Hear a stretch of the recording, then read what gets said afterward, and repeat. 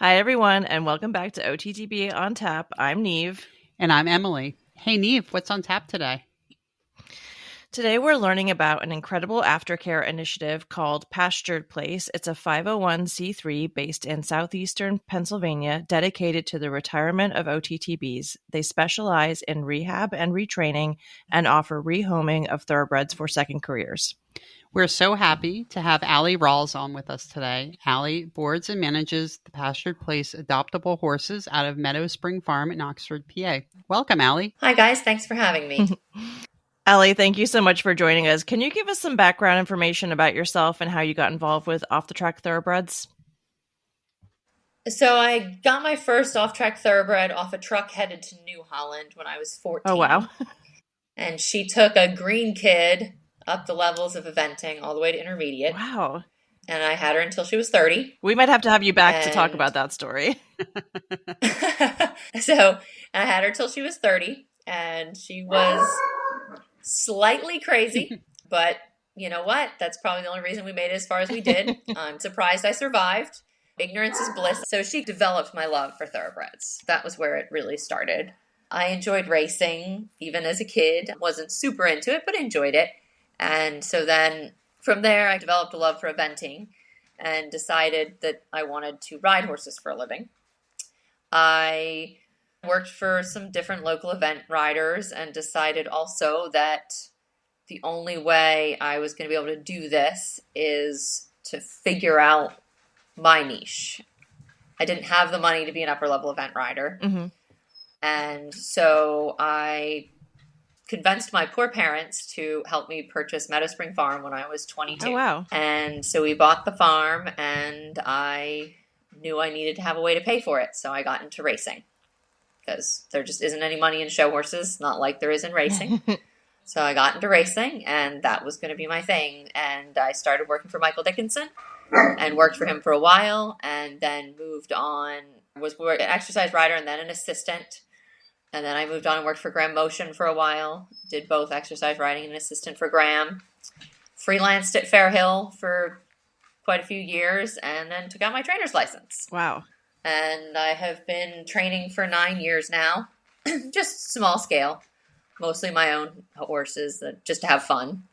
And so a few select owners. And so OTTBs are obviously close to my heart because I'm involved in racing, as well as my first horse having been one. So that is where I come from as my background. Wow. I have to just say that I now feel a little sheepish talking to you.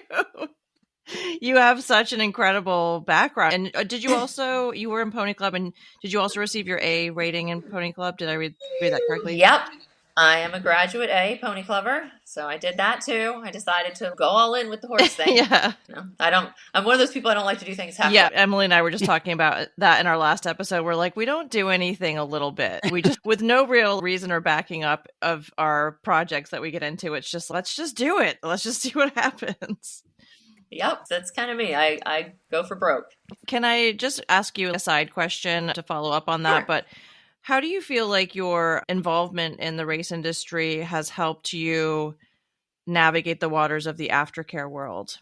It's funny because in some ways it helps, and in some ways it hurts or hinders it, I think. Yeah. I think it helps in that I really understand thoroughbreds. I understand where they're coming from and what they need to transition well into their second career. I think that having trained them, ridden them, I've broken yearlings for the track. Obviously, I've been an exercise rider for years and years. I still get on 6 to 8 a day. Wow. At the track in the mornings. I love it. Gallop, breeze, gate work. I rode a few amateur races and the steeplechasing side of it, some amateur flat races. So I really understand the thoroughbred. I understand where they're coming from, how to transition them. I think where it hinders me is I have a bigger frustration with the show horse world and their attitude towards off-track thoroughbreds. And also towards a lot of racetrack injuries because no horse is perfect. And you can have a perfect set of x-rays and that horse will not be sound. Yeah. Or you can have horses that have train wreck x-rays. Example, that horse I told you I got at 14. and made it all the way to intermediate. God only knows how. But she had ring bone, side bone, a chip in a knee. She had arthritis in her hocks. Her x-rays were a train wreck. She didn't care. Yeah. Nothing bothered her. She never took a lame step in her life until she was like 28 years old. And for me, horses coming off the track with things that I know aren't going to be an issue. They should not have any significant risk of being unsound that is increased from those beyond any normal horse you're going to buy. Even your warm bloods or quarter horses or anything else. But you see all the In Search of ads and they're no previous injuries. No maintenance. No maintenance. And let's be honest, there is no horse that is no maintenance. If somebody has one, that'd be great, but I've never seen one. Let's clone that one if it exists, but I'm sure it doesn't. For sure, because I've never had one myself. So I think there are good things in how much I understand of the racing industry, and there are hard things too. Another hard thing for me is you see the posts, I had to let my horse down from the track and they have to come down off all of the medications or this or that. At the end of the day, our restrictions on medications are so much tougher than the show horse world. Even at the FEI level. And that's a thing of the past now, I feel like. We were talking about that in a very early episode where people don't really even go through that process anymore because of all the regulations that have taken place, at least in the last 10 or 15 years. I've been involved in racing in almost 20 years. It's made a lot of changes, but even what we were allowed to give 20 years ago isn't as excessive as people seem to think. Racing has this reputation of, the horses are all high and they're this and they're that. Well, no, they spend 22 hours a day in a stall. They get lots of really high quality grain and hay and they're as fit as they're ever going to be and they're young and they feel great. They're not high on anything. But, Alyssa Pitt talked a lot about that. I'm not saying you don't have your occasional bad egg, but in general, and racing is so regulated, even now, especially with HISA. It's not an issue. Like saying that, I think this horse had this or that, it's highly unlikely. At least not from a racing person. And there's certainly a big difference between what's going on with them from a metabolic level to what's going on with them just from a musculature and a dynamic personality level, emotional level. And I think that people try to blur the lines of those things a lot. And I think that's not great. Yes, for sure. For sure. There are a lot of advantages to how much I understand about the thoroughbred and all of the stages from birth. I've bred them through breaking them, through training them, through rehabbing them, and then on to second careers. But like I said, there's also the side of me that almost knows too much. Yeah, I was going to say that, but maybe you know too much. Oh gosh, I've just thought of 50 questions I could ask you about all of these topics, but we're going to have to save it for another episode, I think. We can do another one. I don't mind. No, I would love to pick your brain even more. But let's talk about the roots of Pastured Place. Okay. What would you say is the backbone of the organization? So the backbone of the organization is the Hawhees. So the Hawhees founded their racing stable, PTK, in 1999. PTK stands for Paula, Tom, and Caitlin. Paula was the mother, Tom the father, Caitlin the daughter. Paula passed away a few years ago, and PTK, as a racing stable, was always extremely involved in aftercare, even prior to the Hawhees deciding to branch out and found Pastured Place. So they always did a ton of their own aftercare. When they founded in 1999, their motto was once loved, always loved. Any horse that was... Let me go kick them out real quick. You're like, we're on candid camera. Yeah. It's funny how they know when they start chiming in.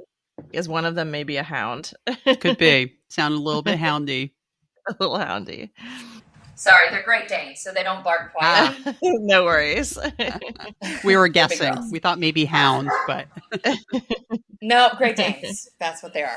So when PTA was founded, they had their once loved, always loved. Any horse that had ever been theirs at any point, whether it was a yearling that they had bred and sold, whether it was a horse they claimed and had for one race, every horse they had ever had any involvement with had a home for life. Yeah.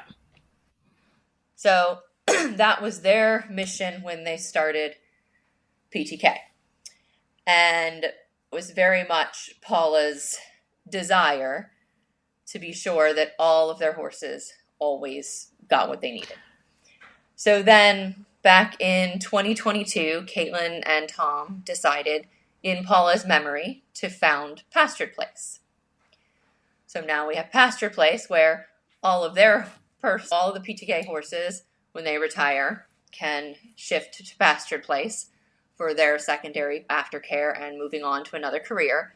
And then we also take outside horses that need homes. So it's very much kind of a labor of love, and their passion and devotion to horses as a whole, and theirs especially. So the Hawhees are the ones that are the true backbone of Pastured Place. So I'm shocked that Pastured Place was only founded 2 years ago, or perhaps less than 2 years ago, and the incredible work that you have done in that short amount of time. And so since starting, how many OTTBs has Pastured Place helped to rehome and retire? So we have total in-house horses in Pastured Place. We have 128. Wow. 52 of those are permanent resident sanctuary horses. Okay. We had in 2023, we had 23 intakes and 10 adoptions. And in 2024, we have so far had 18 intakes and 10 adoptions. Okay. Our biggest thing is we try to go quality over quantity. Yeah.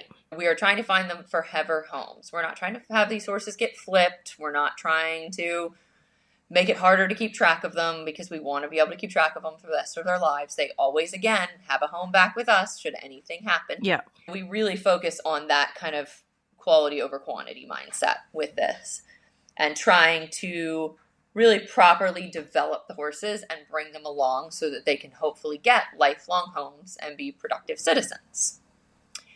And we have a bunch at my farm. Most of the ones at my farm in Oxford, PA are adoptable. All different levels of adoptable, from trail horse limited type horses all the way up to upper level prospects. And then we also have a sanctuary farm based in West River, Maryland, that's run by Lindy Clark. Yeah. And then she does a bunch for Pastured Place as well. And then the administrative part of it is based in Charlottesville, Virginia. Okay. Yeah, So we're a little bit of a spread out group. Yeah. We know Lindy quite well, and before Pastured Place was fully formed, we had experience with getting horses from PTK racing and retraining them onto second careers, and she's just a lovely individual to work with. And that was our first little glimpse into how that racing group, and just as a whole umbrella of people involved there, really cared about their horses, and they were so thoughtful about every single horse that came through the program. It was really fascinating, because I think it was during a time where you weren't really seeing that activity as much in the mainstream. Yeah. And I think it definitely stood out to Emily and I at the time. And so when we found out that they had actually created this 501c3, we were so excited for everybody that was involved with them as a whole. Yeah, I've worked with PTK and the Hawhees since 2007. Wow. So I did layups for them when they were based in Maryland. And I even kept some layups for them when they were based in Kentucky. And then back in 2017, they asked me to start working with their retirees.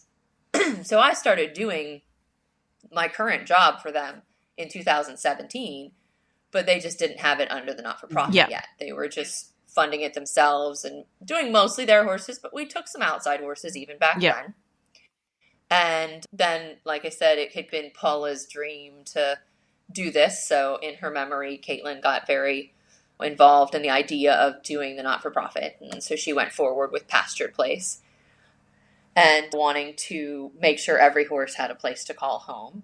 She had a mission statement that was a mix of our mission statement for Pastured Place, and then also some about her mother. If you would like, I can. Yeah, that'd be great. Then you've got the info. It says, my mom, Paula, the P in PTK, passed away in 2020, and Dad and I founded Pastured Place in her memory.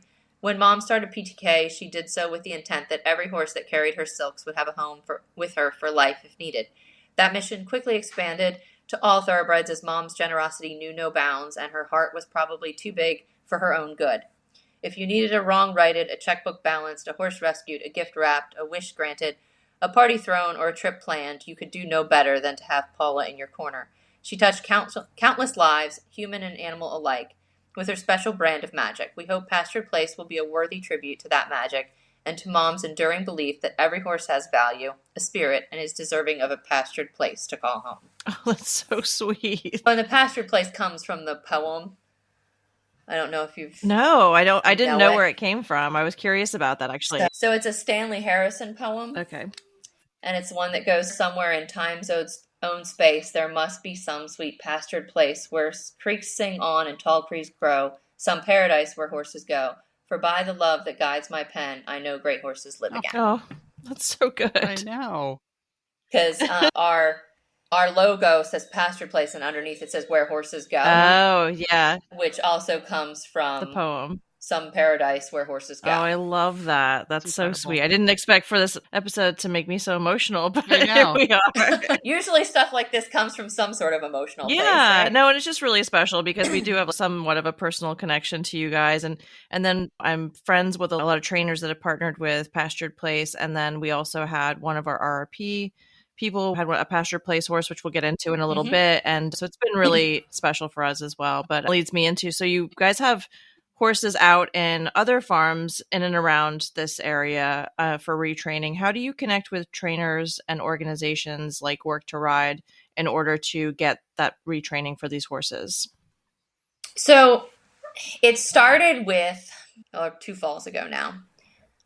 Caitlin said to me, hey, I'm thinking maybe we should try to really get our name out there and participate in RRP. I said, okay, sounds like a good plan. She said, I think maybe we should try to find some sponsored trainers and send horses to some different people and establish ourselves, since nobody really knew who we were and nobody knew who to go to adopt from us and things like that.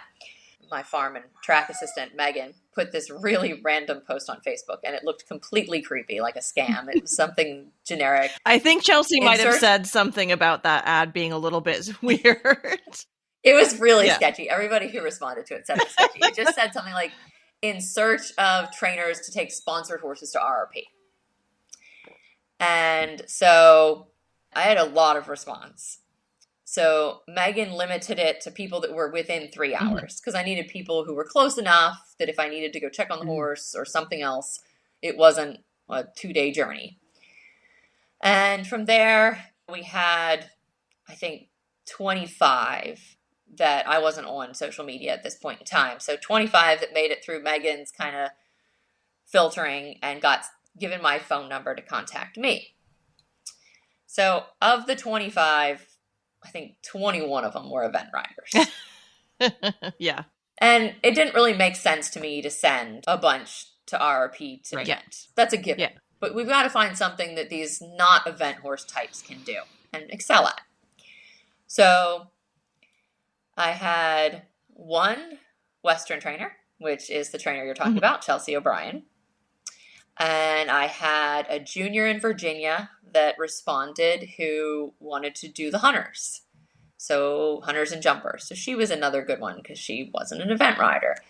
And I did pick one event rider. And so we ended up sending 4. Had intended to send 4 that year.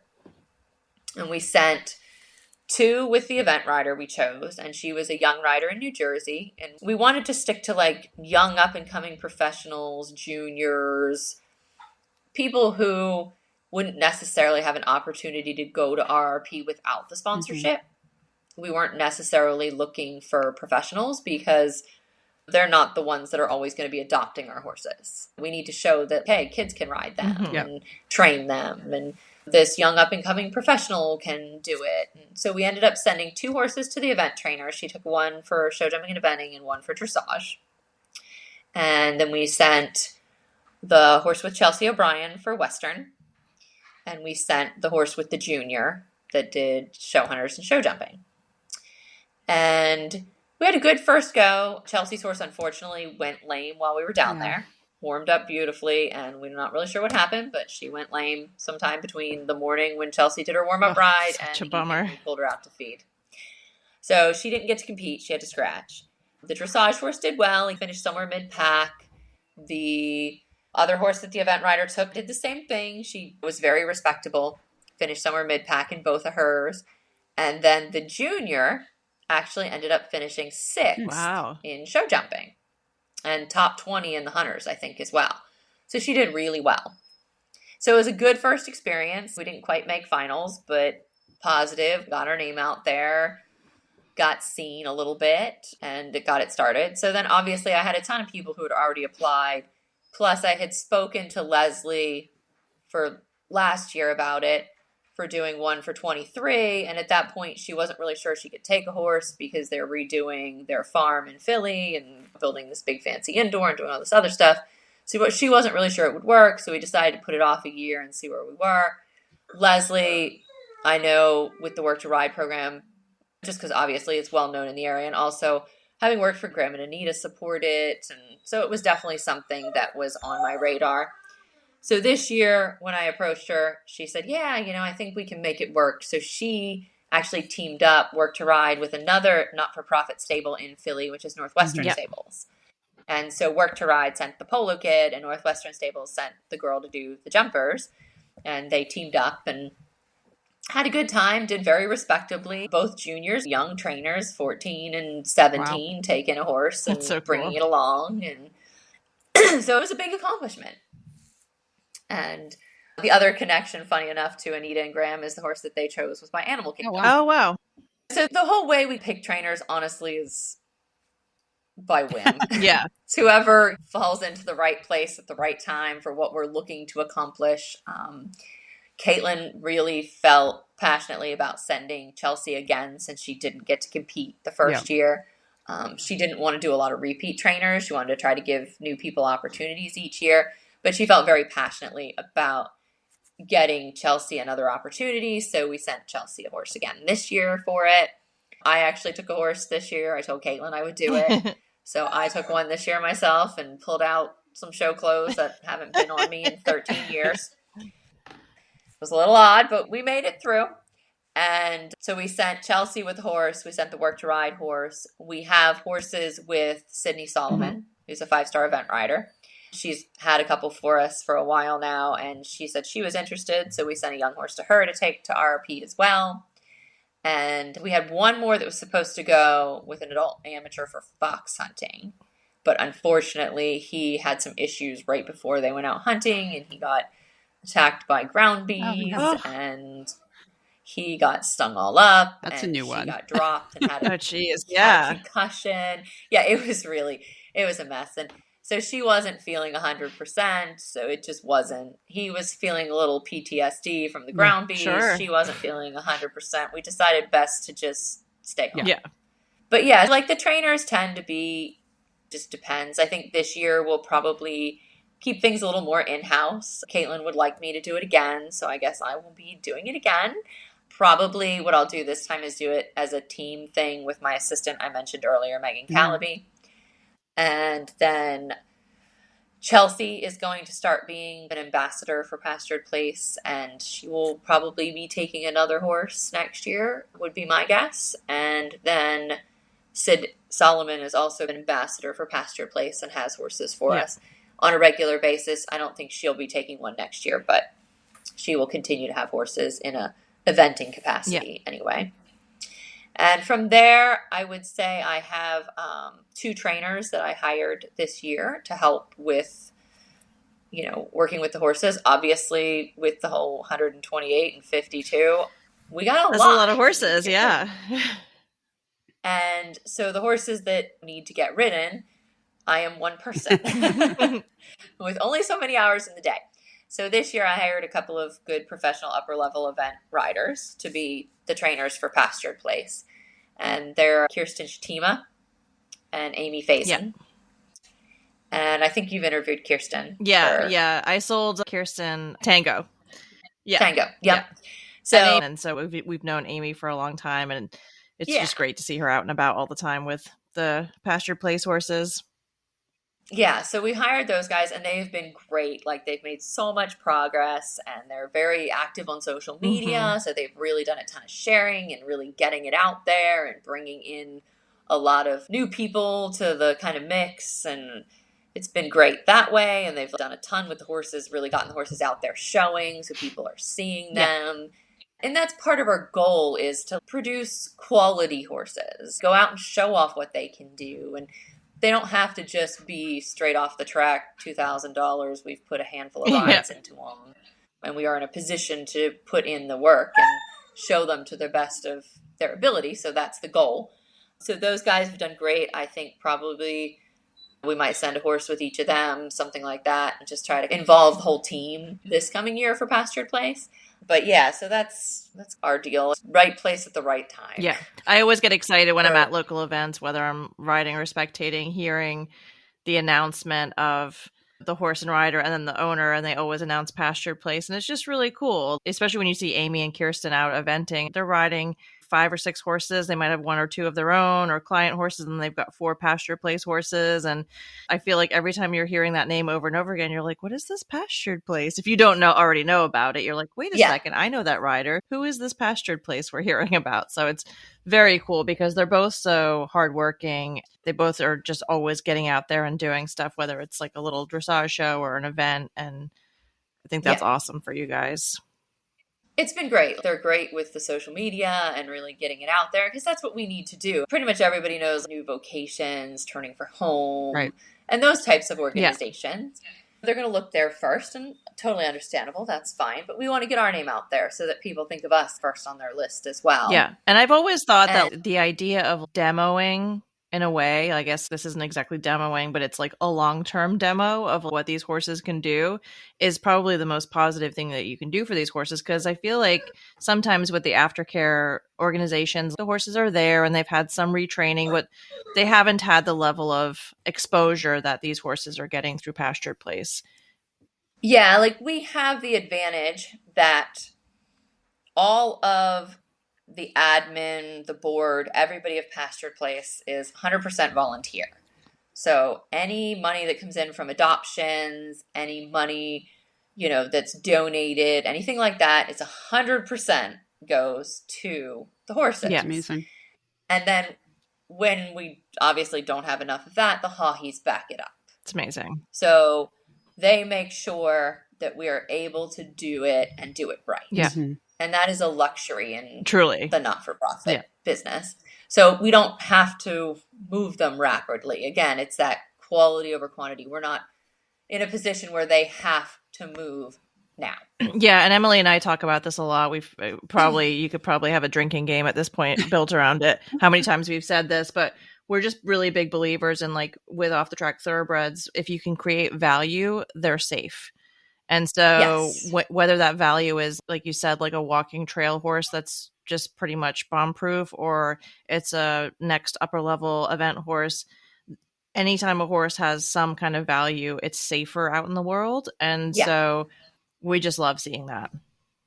And that's the thing, is we have the luxury that we can do that. Yeah. We don't have to move them quickly. We're not reliant 100% on donations to make sure every horse has what they need. Yeah. And so it's definitely a challenge. I think the other thing with it is that it goes back to what we were talking about earlier, with people are like, oh, this horse can't have limitations, or this horse can't have this, or no previous injuries. We've got horses out there doing tons of things that aren't going to vet perfect. Yep. But we're proving it. They can hold up to the job. Which I just love so much. They can do the job. Yeah. Yeah. And I think it's important because, unfortunately, so many of these aftercare organizations have to list them as low-level horses. Because they don't know. Because they can't prove that they can do the job. Yeah. Most of the limitations we put on horses are ours. Yeah. Yeah. It was really refreshing in Chelsea's interviews with us how forthright she could really be about her horse's not necessarily limitations, but maybe his quirks or his issues. Yeah, certain things about him without that fear of, oh no, now people are going to find out. Like it's wonderful that you can be very upfront and transparent. And I think that's somewhat rare in it is. And it's industry. Rare because they can't afford to be. They never move any of them. So it's a little bit like, it's better than, and I don't think they're lying to anybody most of the time. It's just don't look, don't find. Because you will find something if you look hard enough. And I think when you Period. have that transparency from the racing connections through to the aftercare, I think that's where it gets a little bit muddy in some of the other aftercare initiatives. And this is not to fault them whatsoever, No. because they're just getting the information that they're getting, but they're often getting them through another program, or they're getting them from trainers who maybe the horse has been two trainers before that.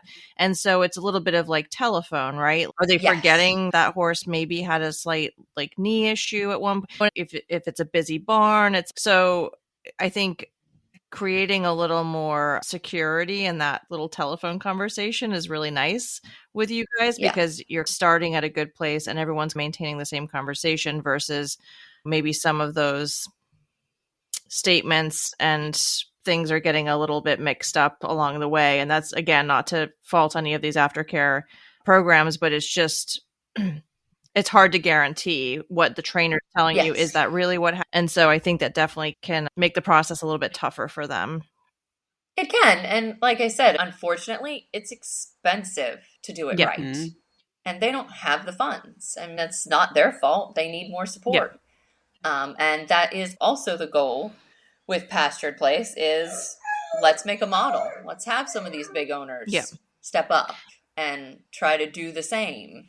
Yeah, and I think that a lot of the aftercare companies, one, they're being run by a board of not necessarily all horse-specific people. And also, two, I think they're very wary of shedding any negative or like revealing anything negative about the horse. I understand why, because it's like any of these buzzwords in the horse or aftercare industry, people just latch onto them and then they can't think of anything else.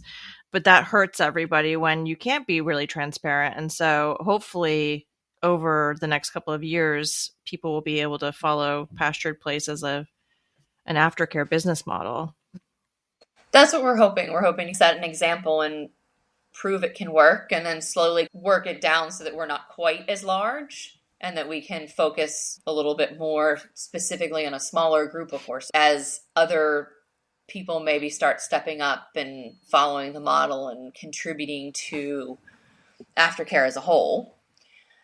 And so that would be a hopeful goal long term, is to get this a little bit smaller, not 128 horses, but it still might be 128, but lesser on the adoption side. And just have the sanctuary horses are going to be what they will be, but try to get to be able to really promote and get the horses out there. We are now, but obviously on a much smaller scale than the number of horses that we have.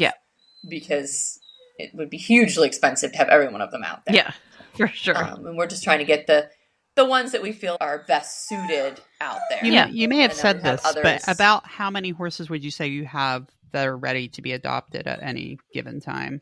Currently, we probably have 35 to 40. Yeah. That would be adoptable. Of very different ranging levels. Like I said, they go all the way from the little mare that has a good brain, that would be a trail horse, but has some limitations, or we have a few that maybe aren't the most athletic example of a thoroughbred who would be better off not trying to have a major career after the racetrack, and all the way up to ones that we think might have the potential to be upper level event horses or show jumpers or whatever career somebody wants to try to take them in. It's cool that you have such a nice cross section and such a diverse group. That way, I feel like different types of buyers or shoppers could find what they're looking for there. And as I said, a lot of what we're trying to do is get horses out there that aren't going to vet perfect. And say, look, like, he might not have the most perfect x-rays, but the horse is going around training, hasn't taken a lame step since he started eventing, and he's going to be able to do the job. Right. Wouldn't you rather take your chances with that versus something you don't know anything about? I don't know. Yeah, and we did the same thing with RRP. The horses we choose to send to RRP and promote are horses that aren't going to be the easiest to adopt. I really love Maybe they're a little quirky. Maybe they're not going to be perfect for your traditional thoroughbred disciplines, i.e. the ones we sent to Chelsea. So we try to get the ones out there that need to be seen and show that, like, it's okay if they're quirky. It's okay if their x-rays aren't perfect, or they don't have the perfect tendon scan, or whatever may be, they can still be useful, productive, stay sound for the job. Yeah.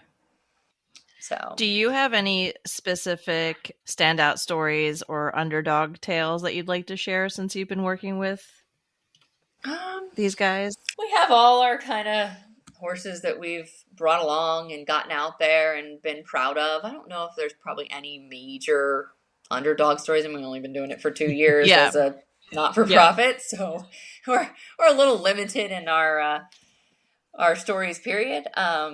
But I would say, honestly, every horse has their story in some sort of fashion. And sometimes it's even simply like seeing a horse that maybe you didn't think was gonna be the horse for that person. Like, even they were really quite sure they wanted to try that horse, and I was not really sure. But you know what? The horse just, for whatever reason, was like, this is my person. Yeah. And clicked. We've had a few of those that are just really nice situations where you're like, this is your horse. We had one that just got adopted a few weeks ago, and I was just like, this is it. This is a horse I didn't think was going to be easy. And she really hasn't been. But she loves her new mom. That's amazing. That's what's so cool. Sometimes that's what's great is that we can wait for them to pick their person. Yeah. And sometimes it is simply that. Yeah, it's really cool. As much as we talk about the person coming and picking a horse, sometimes the tougher ones, it's simply they need to pick. It's really hard on the horses when you have different types of people, different types of riders trying them and things like that. We had a horse that, man, he knew when he was being tried, and he would run off with people, but in like a silly way. And he knew exactly what he was doing. You could see the look in his eye. And then all of a sudden, oh, there's customers here. We're cantering, and he never did it with any of us that would ride him regularly. It was only when someone was coming to try him. So finally, I would have to just have people arrive while he was being ridden in the ring already, because I think he knew he gets put on the cross ties, and people look at him, and like we had to mix up the entire thing, and then he was fine. Yeah. Sometimes they're smarter than we give them credit for. Sometimes they're not, but. Sometimes they are smarter than we give them credit for. And I think with the horses like that, you just have to let them pick their person and you're going to be okay. Yeah. Yeah. And that's, like I said, it's a luxury we have. Yeah. We can wait and let them pick their person, which helps because, again, our goal is forever homes. So it needs to be somebody they click with. So. Yeah. In the long run, it's going to work out better for everybody involved when you have the ability to do that. Yeah, definitely. How do you think that the success stories of OTTBs, like we were talking about, enhance support of the breed overall and expand outreach? I love how you guys are expanding and not just focusing on eventing types, that sort of thing. Yeah, that's what you've got to do. Your average, athletic, reasonably sound thoroughbred can event.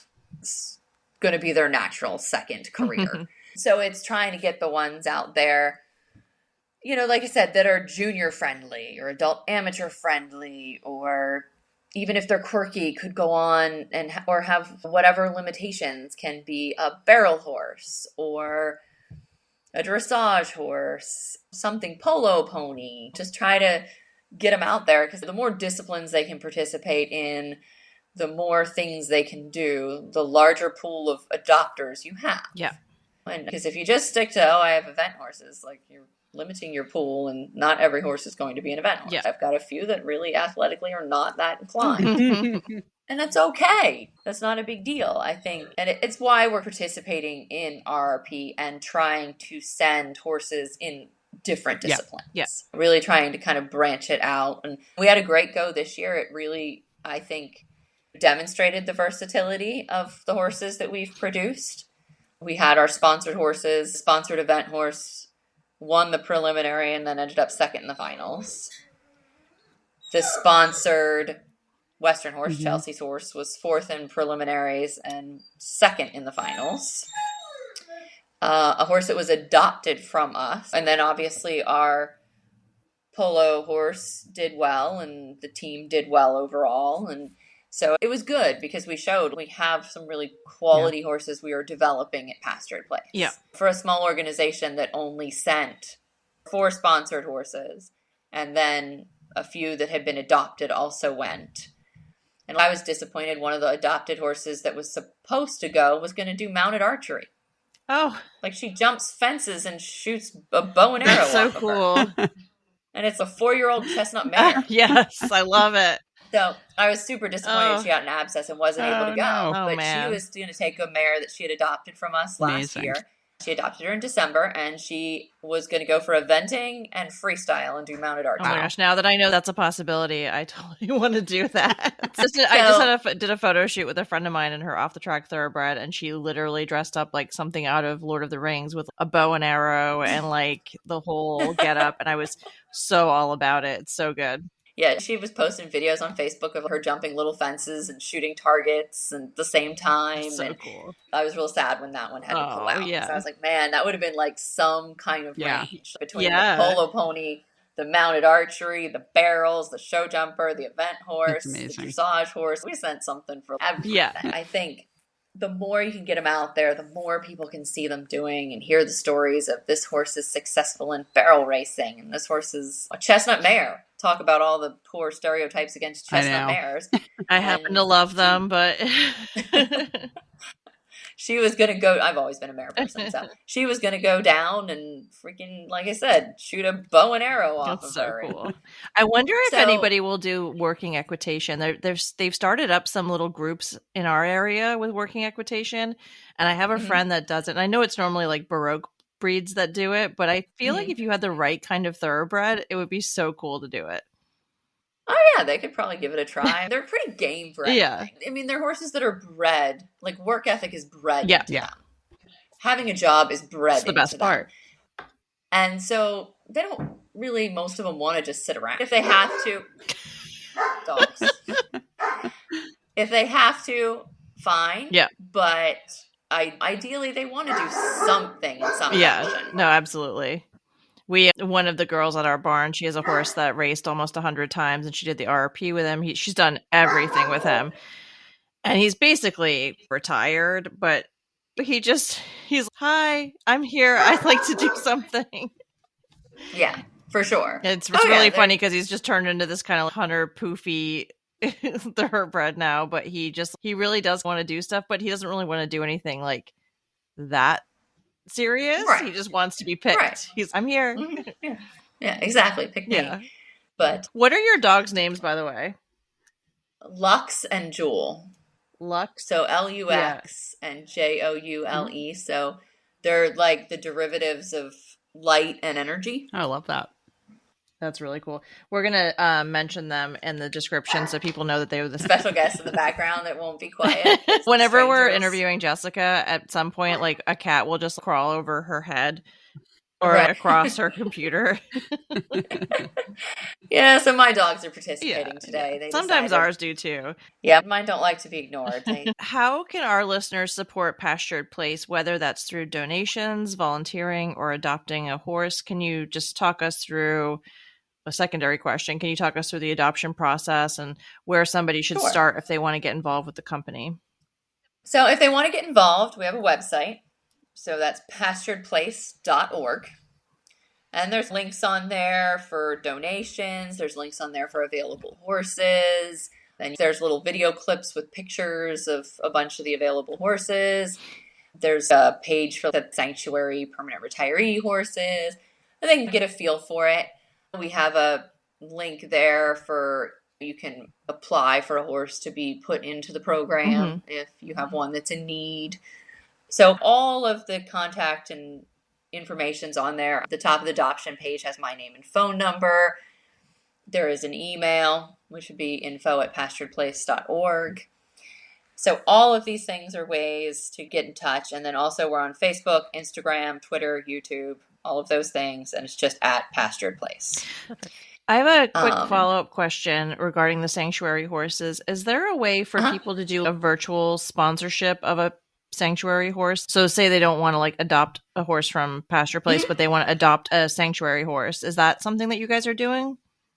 Absolutely. We would be open to anything like that. And they could adopt one and come and pet it and brush it. And I was thinking of where it's like, oh, you can adopt an elephant in Kenya or whatever, and you get a picture sent to you, and but you donate like a certain amount, like per month or whatever, and then you like occasionally get an update. And I think that's for cool. sure. That would definitely be something we would be open to if anybody was interested.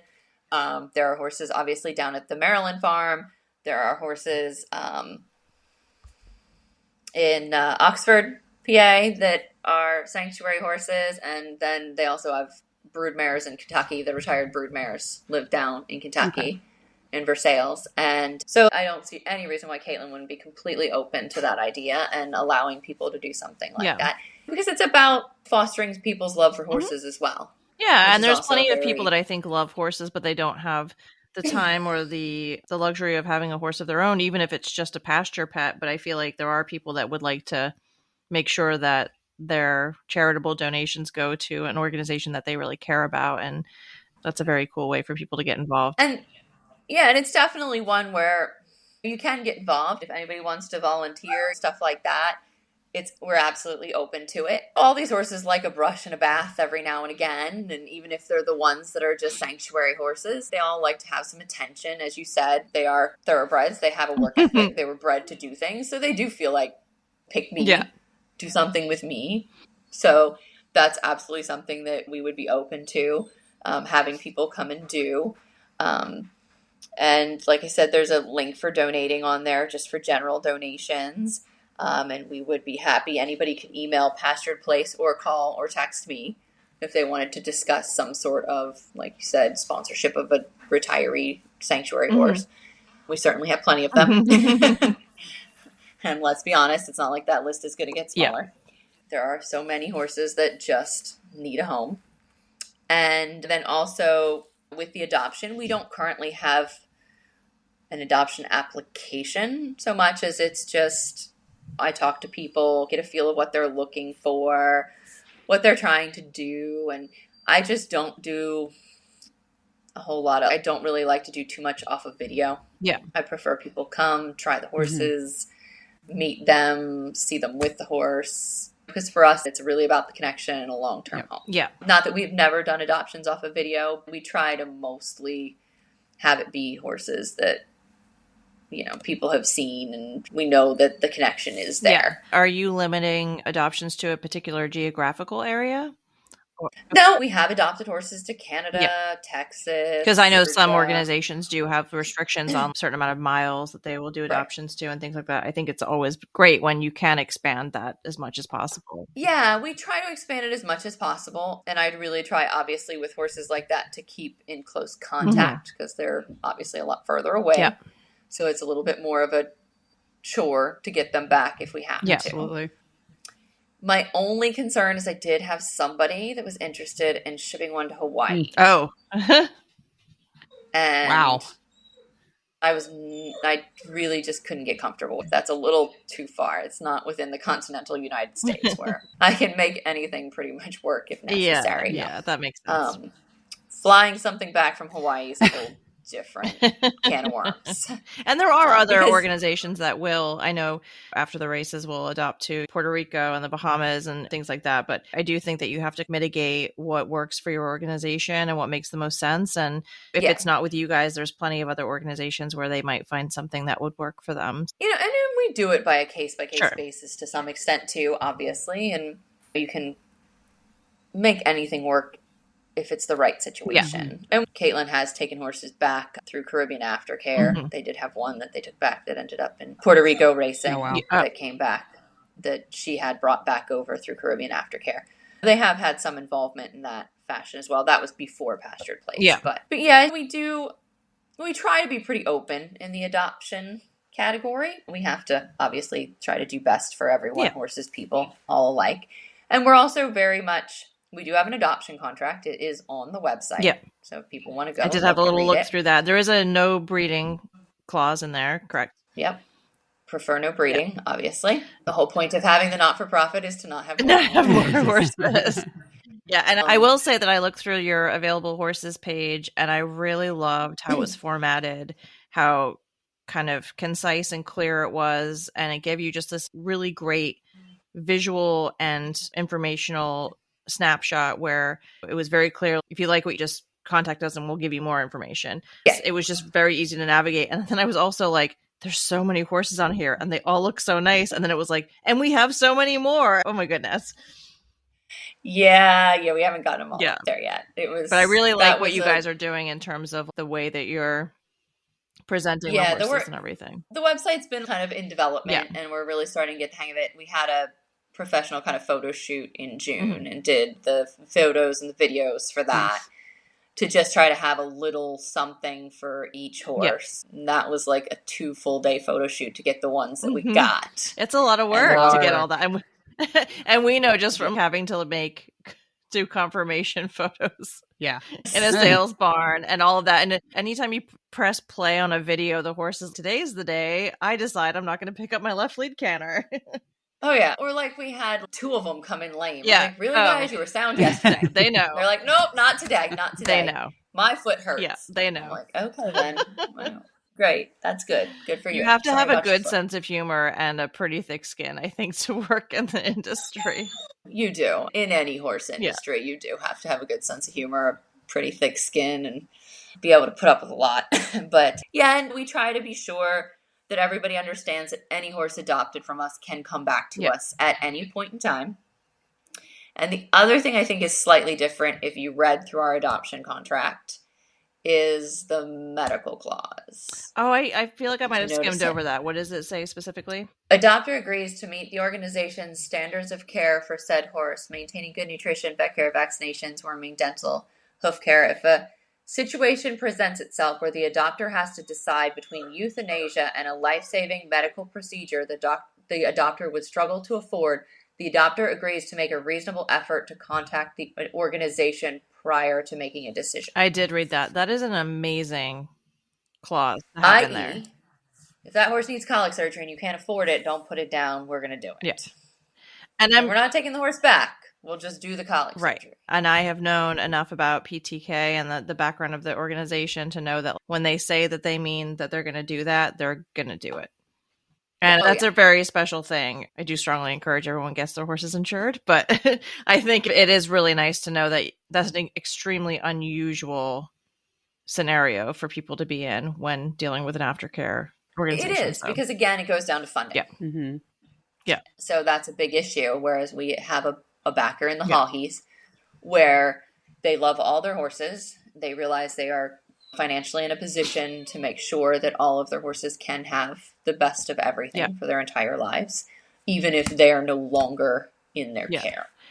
And insuring them is great, but there's things insurance companies don't cover. For sure.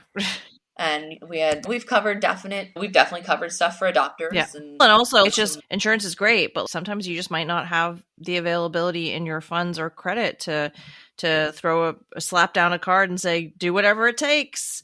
And that's always a thing that I think as horse owners we struggle with. And so we try to have that be one of our little incentives for adopting. That's very special. You have our support. Yeah. Period. Once you adopt that horse. Yes. Wow. That's amazing. If you need us for anything, consult on something. We've had horses come back for a couple weeks of training and working with the adopter to make sure that everything went smoothly. Yeah. And we've covered medical expenses that were not within their budget and such. So we're very into long-term support. Once you adopt a horse from us, it's not the end. I was just thinking about how this relates to other animal adoption organizations. And I don't know if you follow Pet Vet Corner or Horse Vet Corner on Facebook or anything like that, but when you're in an area where you're spoiled with access to emergency veterinary care or field service veterinary care, you often take for granted the fact that there are many people that are very passionate about loving their animals and don't have the same access or accessibility to 5-star medical care for their animals. And so it's just really a nice thing to know that an organization like Pastured Place is able to step in and close the gap there for some people. Because I feel like there's a lot of people that are super passionate about horses, can afford the day-to-day, they can afford the expenses here and there, and they'd never want the horse to suffer. But truly, there could be that little bit of a couple $1,000s could be a massive setback for them. Yeah. And that's really cool. Yeah. So that's one of our big things is that we want people to know when you adopt a horse from us, we're still here. We're willing to, exactly, support. Yeah. And make sure that, that horse stays well and, is taken care of, and that the adopter is in a good place as well. Yeah. Ali, thank you so much for sharing your background and educating our listeners about Pastured Place. We loved collaborating with Chelsea O'Brien this year. I'm really hoping I get to meet her in person soon. We've talked about doing a photo session together. Just the way she approaches horses and has talked about your organization, I think made Emily and I like super jazzed up about wanting to get you guys on the podcast and extending your voice as much as possible. And we'd love to have you on again.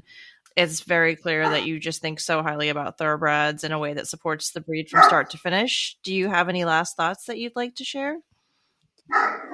You know what? I was happy to be on. I'm happy to do follow-up interviews if you guys think of other questions or whatever you want to, go over and things. And I think the biggest thing is we're just really trying to promote Pastured Place and promote this model of aftercare and try to spread it and hopefully get the racing industry on board, at least the ownerships that can be on board with doing it, and maybe try to get a little bit more of a concise group effort. Yeah, I was just thinking, I wonder if there was a way to break down the business model and the background of what you guys have done into some sort of an infographic to share with other racing barns or race groups or something where you could just say, this is what it's all about. And we've talked about this a lot, but that there's just this huge shift into everybody working together versus working against each other. And it's so cool to see, especially in the last couple of years. And I think that's been the especially exciting thing for Emily and I to have started this podcast a year ago. We're at a part of the industry that is really looking to the future in such a positive way. And we're so happy to help share that voice. For sure. And I think there are a lot of owners and big owners that are really trying to do more towards aftercare. Godolphin has their program, and several of the other big owners have their program. Mike Rapoli formed that National Thoroughbred Alliance, where he's trying to bring everyone together and accomplish that more concise aftercare plan for racing as a whole. And I feel like in general, we get a bad name as racing people. To some extent. I really think it's starting to shift. I really do. I feel, but I do think it's starting to shift. We are starting to get it out there that yes, occasionally horses do get hurt and sometimes catastrophically, but the number that do is very small for the number that race. And I think the reason we get so attacked for it is it's public. Yeah, and the optics are on the negativity and not on the positive. And so that's why we're here, right? And the optics, like you said, are on the negativity, and it's very public. It's on a big stage in front of people that don't understand horses. And so our industry versus the show horse industry, where when things go wrong, it's swept under the rug so quickly. So quiet. Nobody really hears about it. It's not that we are killing horses at some rapid rate, and honestly, you can't do this job if you don't love it. Right. Yes, some of the bigger trainers do make good money, but at the end of the day, we all started out as somebody who was working 20 hours a day because we love a horse. Yeah. And we love the sport. So maybe they made it big and they're whatever now, but they all started somewhere that wasn't there. And it all started with a love of the sport and a love of a horse. Yeah. So we don't genuinely, none of us want to see them get hurt or anything go wrong. Most of these horses live better than I do. Yes, exactly. We like to reiterate that a lot. So they do. And I think it's great that, like you said, the perception is starting to shift and we're starting to get the positivity out there instead of the constant negativity. Yes. Yeah. Last question. Can you describe a thoroughbred in one word? Divine. Oh, that's a new one. That is a new one. I love that. Absolutely. What was the jockey club name of your horse when you were 14? Mary's Faith. Mary's Faith. Okay. Neve is quickly spying. I'm going to be spying on her. Oh, yeah. I don't even know. God, I don't even know the record. She competed in the 90s. So, like, the USC, or it wasn't even USCA then, it was USCTA. USCTA. All those records are like, you can find some of them, but I looked back to see what I could find. So you did long like, format stuff with her. Yeah. That's really cool. Yeah. That was back when they still had the long format. You and Emily out there, just a couple of teenagers riding your thoroughbreds, long format, getting taken off. No, your stories reminded me very much of my off-track thoroughbred stories. Oh, yeah. Eventing and being like, all right, here we go. Yeah, I know. She was all over the place. She was a wild child. Having to do road and tracks on an actual track and being like, this isn't. Yeah. Hold on. Oh, yeah. The nice long trots through the woods. Yeah. But yeah, no. So it was back with long format. I was in many ways sad to leave eventing when I left it and got into racing, but don't regret it in the slightest. Yeah, fell in love with racing, fell in love with what I was doing, and very happily went a different direction. And I'm glad I did, because I think the eventing I grew up with is not the eventing of today. Very, very different. And honestly, it was very much on display. Like, I went and watched the Maryland 5-star. I went to cross country day. Mm-hmm. I haven't been to an upper level event in probably... I went to show jumping back at the 3-star at the Fairhill International when there was no 5-star, when it was only 3-4-star. And so that was the last time I went to show jumping there in 2010, 11. Okay. Yeah. And I hadn't gone to cross country at a big event like that for several years prior to that. And it was definitely different. Very different. Yeah, it's weird. So having left it when it was still long format and like now slightly getting back into it with Kirsten and Amy and doing this, all the horses for Pastured Place, and trying to promote them and getting them out there. It's so different now than what it was when I was a kid. And that horse retired in 98. She did a tendon and got retired, and I showed her pre-St. George. I showed her some dressage. Oh, that's cool. Yeah. All right, we're definitely having you back on, Ali. Interesting. She wasn't the best dressage horse, but so I showed her some 4th level in pre-St. George, and that is very cool. Box hunted her some and stuff. She had a couple of babies. Wow. Tried to die after the second one on me. I mean, she was a whole trip, let me tell you. But hey, you know what? She lived to 30, and she was a wild child till the end. That's really cool. So, really cool. That's okay. But yeah, I think it's good that we're starting a shift in the industry, and I'm hoping that we can definitely start having a lot more positivity. And I think everybody is really trying to come together now in racing and give ourselves a better image. Definitely, I agree. You've got to counteract the negativity that the media is going to put out there with the good stories and the positivity, and because they try to make it out like we don't care. Yeah. And couldn't be further from the truth. Exactly. So, great. All right. Thank you so much again for being on. And just a reminder. Yeah, thank you for having me. Absolutely. We've been wanting to set this up for so long, so I'm glad that it all worked out.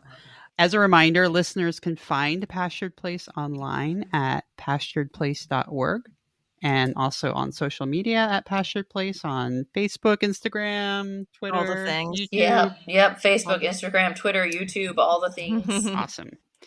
So thank you. And if you liked what you heard today, please leave us a 5-star review on Apple Podcasts. You can follow OTTB On Tap on Instagram, Facebook, and TikTok, and contact us with interview candidates and topic suggestions at OTTBOnTap.com. We love hearing from you.